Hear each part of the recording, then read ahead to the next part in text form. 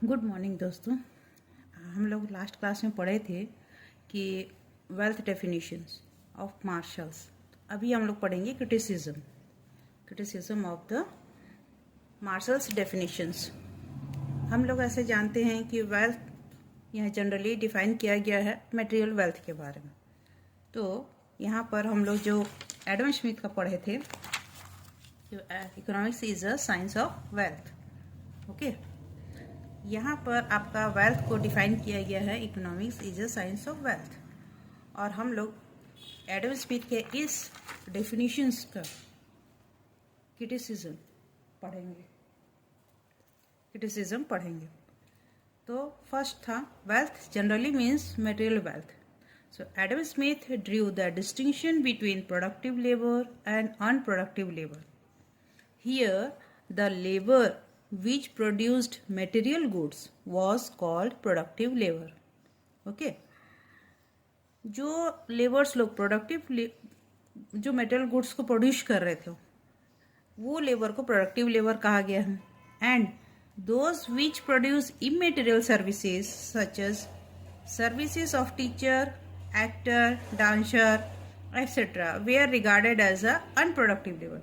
और जो service provide कर रहे हैं, जैसे डॉक्टर हुए, डॉक्टर अपना सर्विस प्रोवाइड कर रहा है, टीचर्स अपना सर्विस प्रोवाइड कर रही है, डांसर अपना सर्विस प्रोवाइड कर रहे हैं, तो वे लोग को कंसिडर किया गया है अनप्रोडक्टिव लेबर।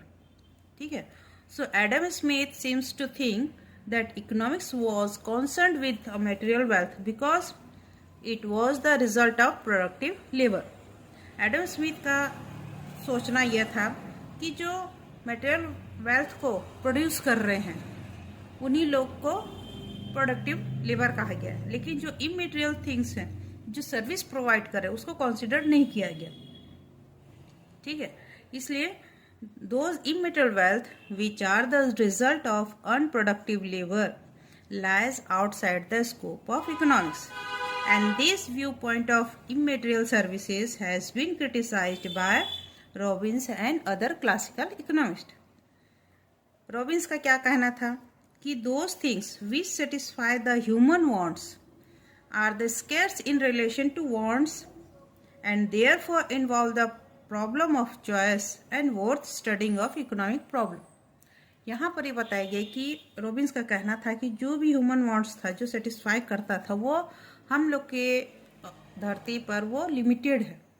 सभी वांट्स सभी लोगों का सेटिस्फेक्शन नहीं मिल सकता, इसलिए यहाँ पर प्रॉब्लम ऑफ चॉइस अराइज हुआ था। ओके, तो यहाँ पर बताया गया कि यहाँ पर इमेटेरियल या मटेरियल थिंग्स को कंसिडर नहीं किया गया। हम लोग का जो ह्यूमन वांट्स है, वो मटेरियल भी हो सकता है और इमेटेरियल भी हो सकता है। यहाँ पर आपको ये नहीं बताया गया, रॉबिन्स का डेफिनेशन में ये एक्सप्लेन किया गया है कि ह्यूमन वांट्स आर अनलिमिटेड है, ह्यूमन वांट्स आर अनलिमिटेड और there is a scarcity of wants in the earth. It may be material things or immaterial things. Here, immaterial things such as health, education, good administration outside the definition of wealth, and therefore classical economics did not realize and recognize the importance of these immaterial things. यहाँ पर जो immaterial things है, classical economics लोग जो थे, वो health, education, good administration, ये सब को वेल्थ का डेफिनेशन से बाहर कर दिया गया था। क्लासिकल इकोनॉमिक्स इसको रिकॉग्नाइज नहीं किए थे, इसका वैल्यू को रिकॉग्नाइज नहीं किए थे, इसलिए इन लोगों को इमेटेरियल वेल्थ कहा गया। ओके, अब प्रोफेसर एमर्सन के बारे में आप तो जानते ही होंगे, जिन्हें नोबेल पुरस्कार मिला था। उनका कहना था कि they give a more emphasise on the role of education, health and good administration and shown that they greatly raise the productivity of man and promote the economic growth of the nation. वे हमेशा से education को, health को, good administration को, ये सब को ज़्यादा importance दिए थे। उनका कहना था कि अगर हम ये सब को प्रमोट करेंगे तो हम लोग का ऑटोमेटिकली इकोनॉमिक ग्रोथ होगा, क्योंकि these are the human skills. ये सब ह्यूमन स्किल्स है, तो हम इसको ह्यूमन कैपिटल भी बोल सकते हैं। तो according to Amartya Sen, good health, education, these are the skills and these skills are the human capital. That's why investment in promoting education, health, etc. is called by modern economists as investment in human capital. और modern economics जो थे उनका कहना था कि अगर हम इस ह्यूमन कैपिटल में इन्वेस्ट करेंगे तो हमारा इकोनॉमी ग्रोथ होगा. Okay, they give more emphasise on the science of wealth, but they did not lay adequate stress on man's behavior in relation to wealth. ये हम जो क्लासिकल इकोनॉमिक्स थे वे ज़्यादातर स्ट्रेस वे वेल्थ को दिए, ह्यूमन बिहेवियर को नहीं दी. जो ह्यूमन स्किल्स था जिसे हम इमेटेरियल वेल्थ कहते हैं, जो सर्विसेज थे प्रोवाइड किए गए थे, डॉक्टर्स, डांसर्स, टीचर्स और भी जो जितने हैं जो सर्विसेज प्रोवाइड करते हैं उसको कंसिडर नहीं किया गया. सिर्फ वेल्थ को ही, मेटेरियल वेल्थ को ही कंसिडर किया गया. So according to Alfred Marshall, economics is on the one side is the study of wealth and on the other side and more important side is the part of the study of man. Okay,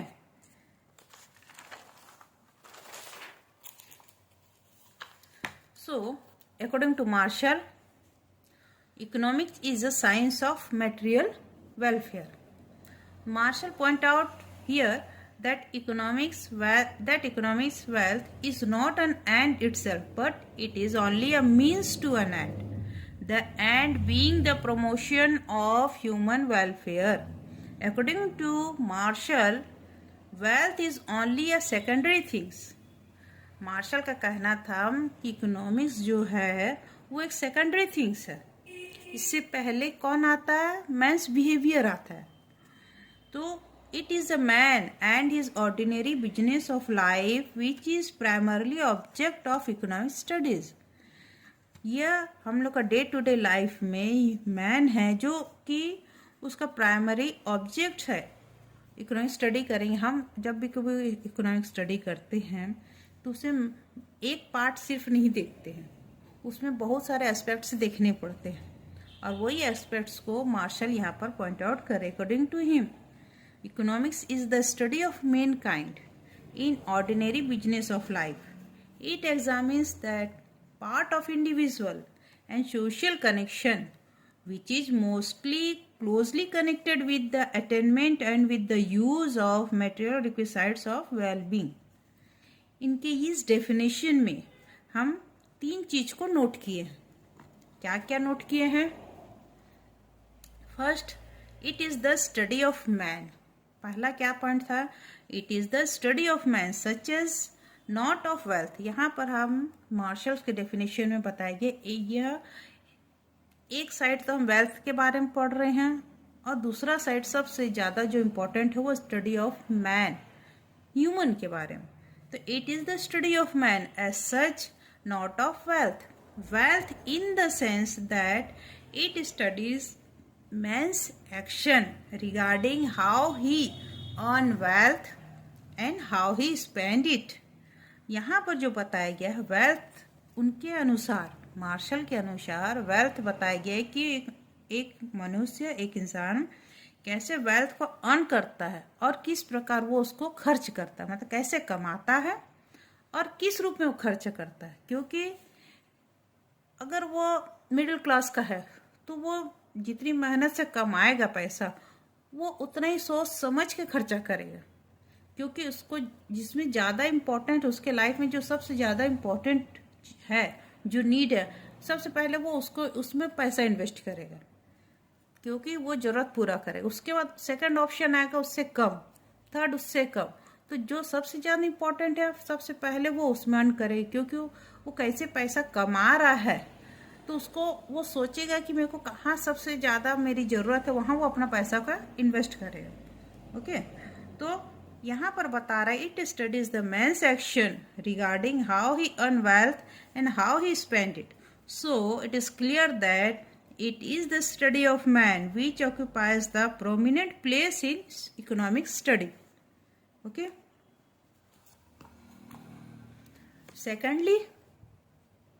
second thing that Marshall's definition implies as economics is concerned with a particular aspects of man's life. particular aspects of man's life. Here, there are many aspects of human life such as social, religious, political, etc. मानी human life का सिर्फ एक ही aspects नहीं रहता. मनुष्य अगर society में है तो वो बहुत चीज से जुड़ा हुआ, उसके बहुत सारे पहलू रहते हैं, वो सिर्फ एक चीज से नहीं जुड़ा हुआ रहता है. तो यहाँ पर बताया गया है कि economics is concerned with the particular aspects of man's life. Here there are many aspects of human life such as social, religious, political, etc. The ordinary business of life means how a man gets his living and how he spend it. वो किस प्रकार अपना life में वो earn कर रहा है जीने के लिए और वो कैसे स्पेंड कर रहा है.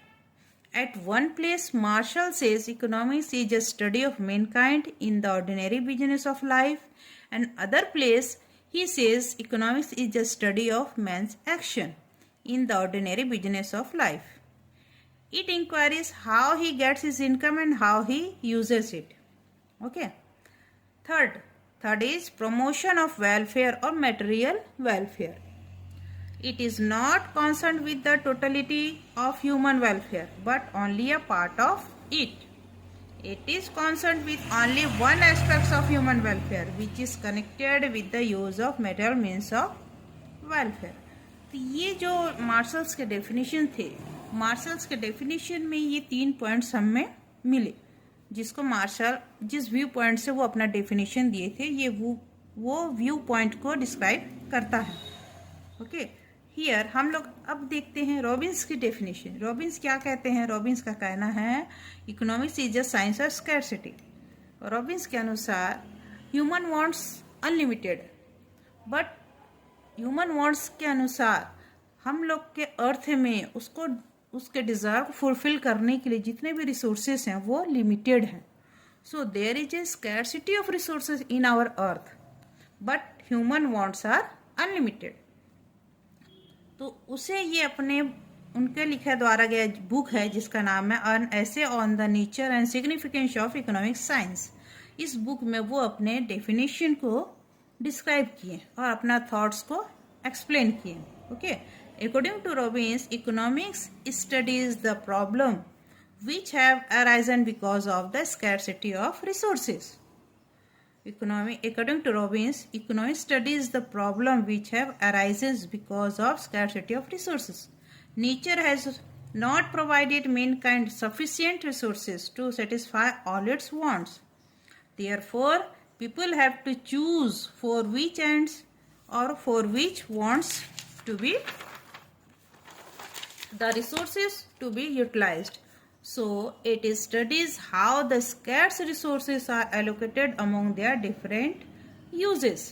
यहाँ पर रॉबिन्स बताया है कि ह्यूमन वांट्स जो अनलिमिटेड है, but the nature has not provide all the resources to the human wants, so there is a scarcity of resources.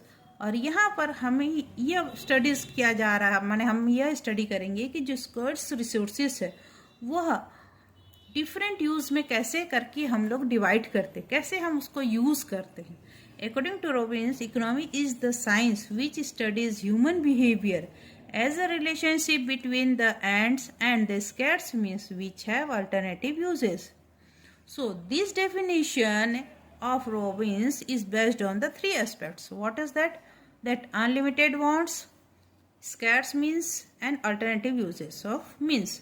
Means according to Robbins, उनका कहना है कि human wants are unlimited, but there is a scarcity of resources.